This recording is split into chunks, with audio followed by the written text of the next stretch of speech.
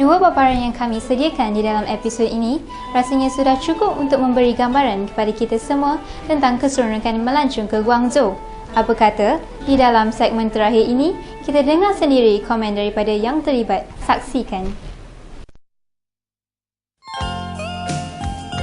Pagi yang baru dan juga yang terakhir bagi kami di Guangzhou membawa kami ke penghujung kembara. Dari jendela hotel saya dapat melihat sebahagian kecil bandaraya Guangzhou. Pencakar langit tumbuh sebelah menyebelah seolah-olah berebut ruang di angkasa raya, sementara di dasarnya kehidupan beransur bermula untuk hari yang baru.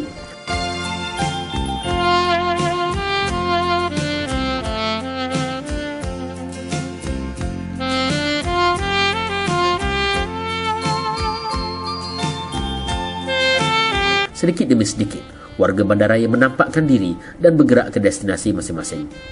Penerokaan Guangzhou selama 6 hari 5 malam, walaupun singkat, memberikan saya sedikit pemahaman tentang kota istimewa ini. Guangzhou adalah sebuah bandaraya yang rancak dan hidup aktif. Pemerintah Perancis yang agung, Napoleon Bonaparte, pernah berkata, berhati-hatilah dengan seekor naga yang sedang tidur kerana kebangkitannya pada suatu hari nanti akan mampu menggoncangkan dunia. Beliau menujukan kata-kata ini kepada negara China. Memerhatikan wajah Guangzhou, saya percaya naga yang dimaksudkan itu telah membangkit dan bersedia untuk beraksi dan seterusnya menjadikan negara ini begitu pesat membangun, terutamanya di dalam bidang pembuatan dan perdagangan. Pendek kata, ia adalah sememangnya sebuah kuasa besar di dalam pembikinan.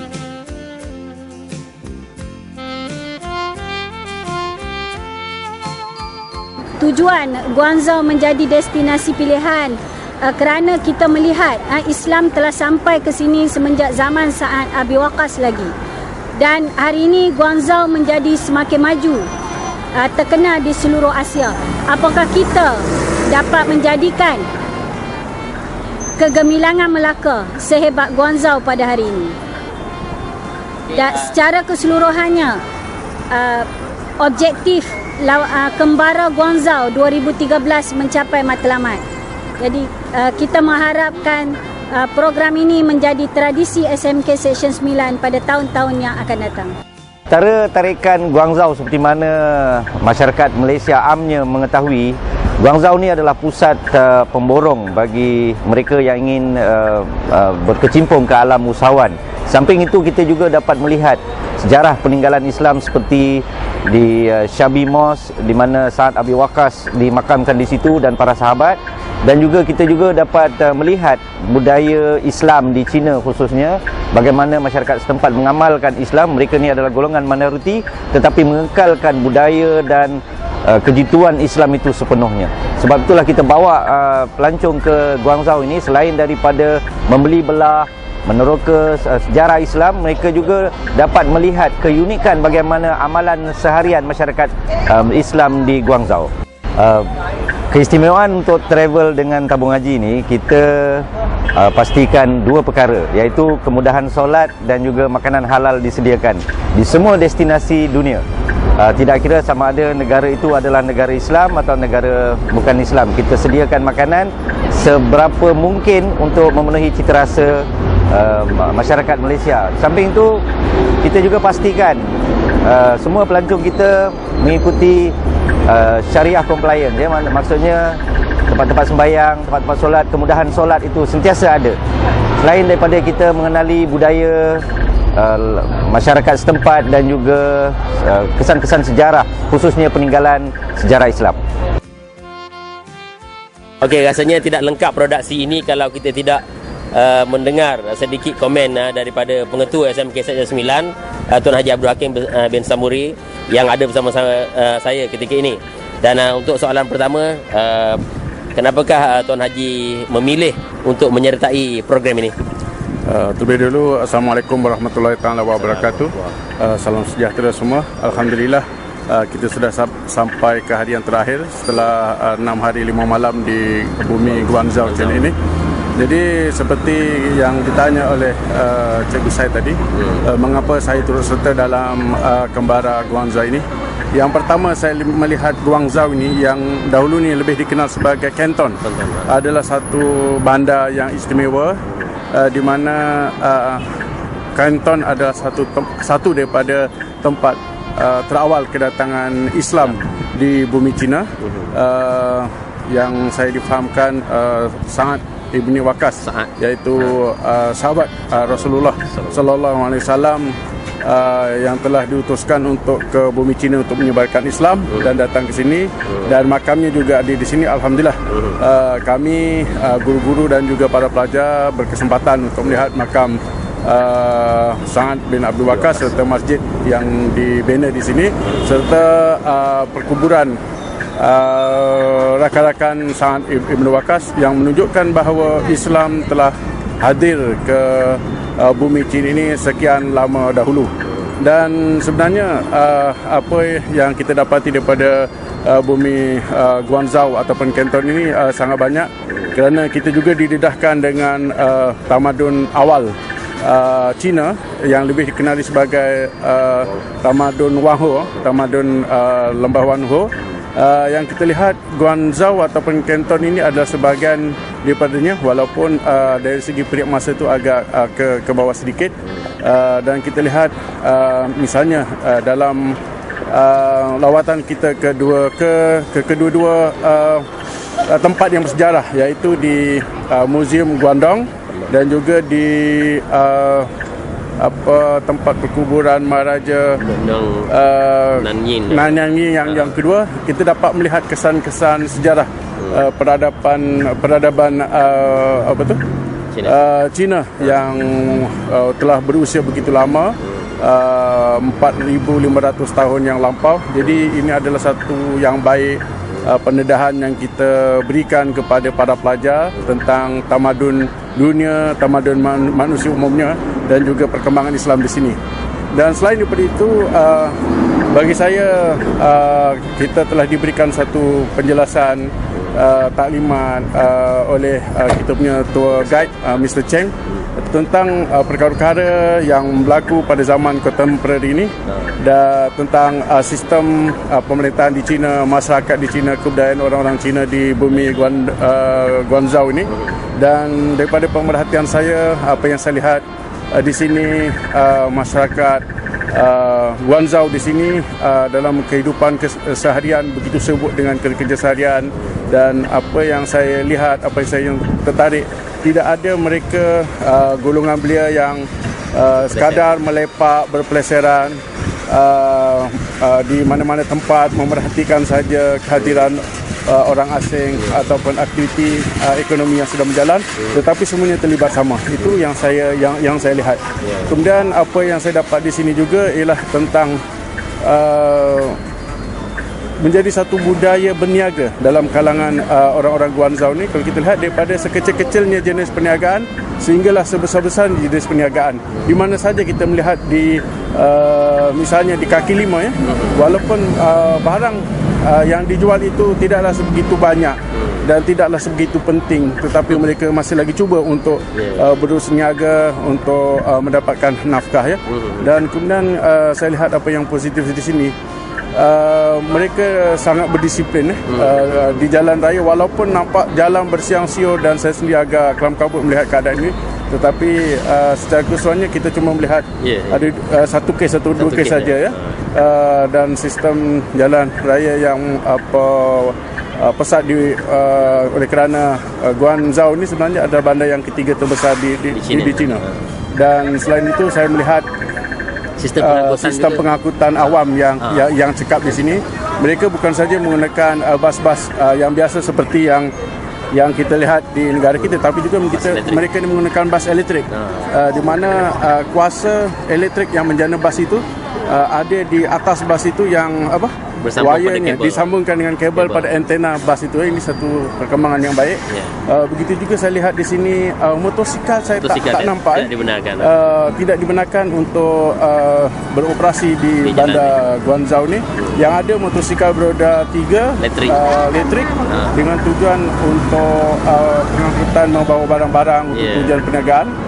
Basikal merupakan satu alat pengangkutan yang dominan di sini.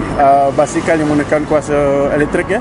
Jadi ini boleh mengurangkan pencemaran bunyi pencemaran udara dan juga penjimatan kuasa dan penjagaan alam sekitar itu sesuatu yang baik yang mungkin kita boleh pelajarilah untuk para pelajar khususnya generasi muda untuk kita bawa kembali ke Malaysia nanti. Dan kemudian cuaca di sini sungguh nyaman. Ini adalah satu perkara yang paling menggembirakan saya terutamanya. Saya suka dengan cuaca yang begini, redup ya. Lain daripada Meru. Lain daripada di tempat kita lah. Dan saya rasa adalah sangat bertuah saya bersama-sama dengan rombongan kembara Guangzhou ini. Dan banyak perkara yang kita dapat sebenarnya sungguh sukar untuk saya menceritakan dalam waktu yang seketika ini. Tapi lebih banyak yang ada tersimpan di dalam pengetahuan kita sebenarnya. Walaupun cuma 6 hari 5 malam di sini. Dan saya berharap kembara seperti ini akan dilanjutkan di tempat-tempat lain umpamanya seperti Beijing untuk kita melihat tembok besar negeri China dan semua punya. Dan akhirnya saya bersyukur sangat pelajar-pelajar dan semua anggota rombongan nampaknya berdisiplin, mendengar kata, tidak ada banyak masalah yang dihadapi. Semoga dengan jauh kita berjalan kembara ya. Kita berada di bumi Allah juga, di bumi Tuhan juga, dan banyak iktibar yang kita boleh bawa balik ke negara kita. Hujan emas di negara orang, hujan batu di negara sendiri, lebih baik hujan emas di negeri sendiri.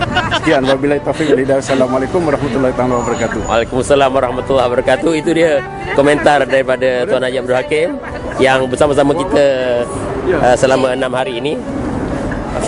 Terima kasih diucapkan kepada Tuan Haji. Semoga kita dapat bersama lagi dalam rombongan akan datang. Okey, terima kasih.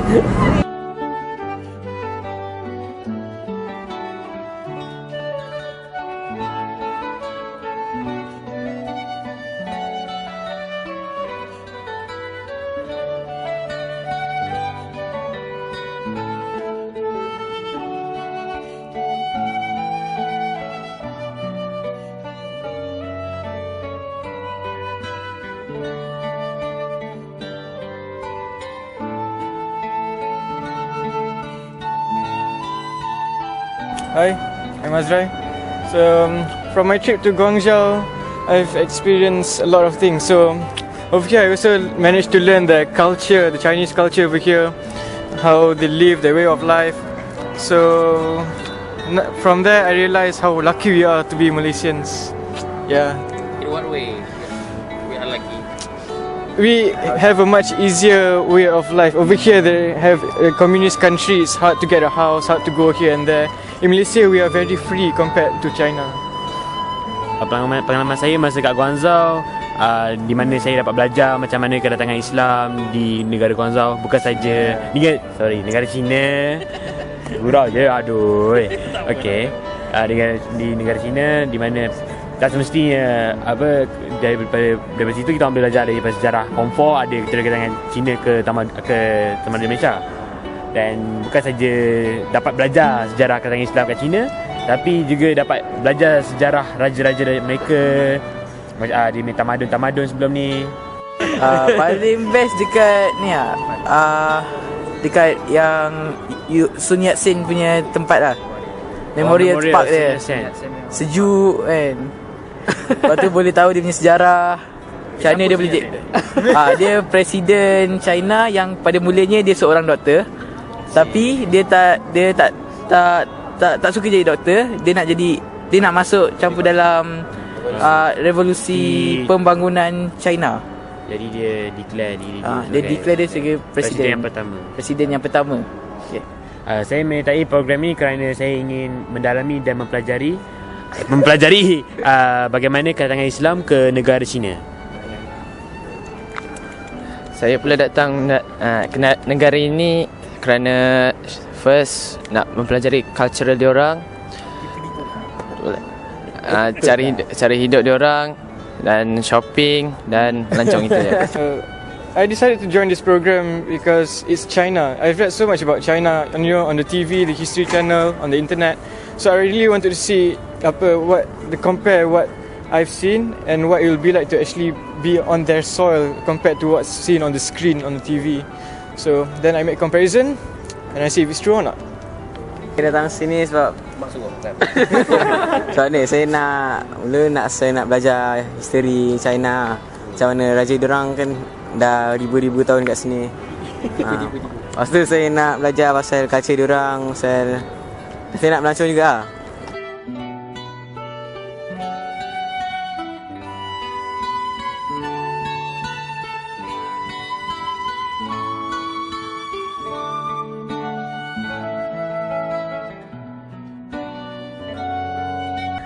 Syukur Alhamdulillah, program berjalan lancar dan segala yang dirancang berjalan dengan baik.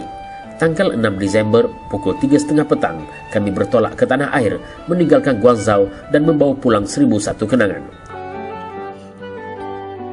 Ribuan terima kasih dan sekalung tahniah kepada Tabung Haji Travel and Tours kerana berjaya menyediakan satu pakej pelancongan yang menarik. Selamat tinggal Chen Chen. Selamat tinggal Sa'ad bin Abi Waqqas. Selamat tinggal Guangzhou.